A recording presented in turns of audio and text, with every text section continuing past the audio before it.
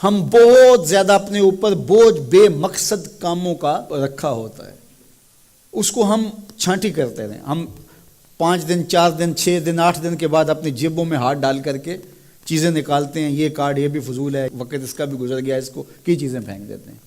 گھروں کے اندر کئی چیزیں سنبھال کے رکھتے رہتے ہیں، لیکن 6 ماہ بعد 4 ماہ بعد صفائی کرتے ہیں تو ہلکا پھلکا کرتے ہیں۔ ہم اس طرح اپنے کاموں پہ بھی غور کریں کہ ہماری کون سی مصروفیات ہیں جو ہمیں تھکا رہی ہیں، لیکن اس کا ہماری زندگی سے، ہماری آخرت سے، ہمارے اخلاقیات سے، ہمارے کردار سے، اللہ کی مخلوق سے کوئی تعلق نہیں۔ ہم خام خواہ کے تھک رہے ہیں صبح سے لے کر شام تک۔ تو اپنی زندگی کا جائزہ لیں، اپنے معمولات کا جائزہ لیں، اپنے شب و روز کا جائزہ لیں۔ جو ضروری کام ہیں ان کو ترجیحاً آگے لے کر آئیں، جو کم ضروری ہیں ان کو پھر بعد میں لے کر آئیں، اور جو غیر ضروری ہیں ان کاموں سے اپنے آپ کو بچا لیں۔ آپ کا وقت بچے گا، سب سے قیمتی شے آپ کا وقت ہے، اور وقت بچانا سیکھنا ہو تو میرے حضور کی سیرت سے سیکھیں۔ مجھے بتائیے 302 کا ایک مقدمہ پڑ جائے، صرف 302 کا ایک مقدمہ جھوٹا ہی ہو، آدھی زندگی کھا جاتا کہ نہیں؟ یہ سارے متفق ہیں نا اس پہ؟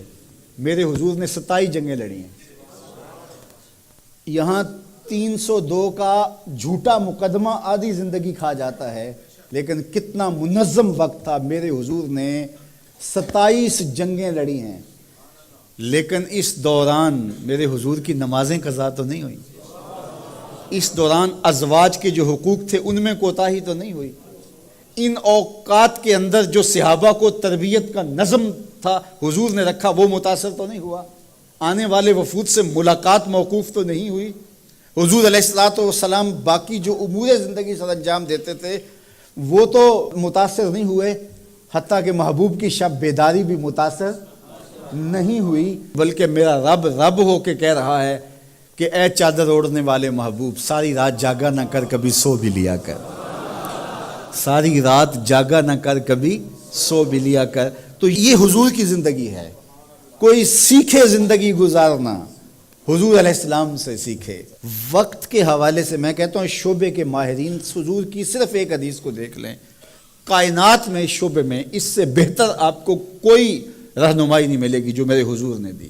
من حسن اسلام المرء ترکہ ما لا یعنی ہے، کسی شخص کے اسلام کا جمال اور حسن یہ ہے کہ وہ ہر بے مقصد کام کو چھوڑ دے۔ جب ہم اپنی زندگی سے بے مقصد کاموں کو نکالتے جاتے ہیں تو زندگی منظم ہوتی ہے۔ تو اپنے وقت کو بچاؤ، اپنے وقت کی قدر سیکھو، اپنے وقت کے ایک ایک لحظے کو محفوظ کرو۔ سب سے قیمتی سرمایہ جو راس المال ہے آپ کا، وہ آپ کا وقت ہے، اور جس نے وقت برباد کر دیا، یوں ہی بیٹھے بیٹھے وقت گزار دیا، بے مقصد وقت بسر ہو گیا، تو اس نے اپنا سخت نقصان کیا۔ تو میرے حضور علیہ السلام کی زندگی بہترین نمونہ ہے۔ اس کو اسوہ کاملہ نہیں کہا گیا، اگرچہ اسوہ کاملہ بھی ہے، لیکن کہا اسوہ حسنہ، خوبصورت زندگی ہے میرے حضور کی، بہترین نمونہ ہے، خوبصورت نمونہ ہے، حسین نمونہ ہے۔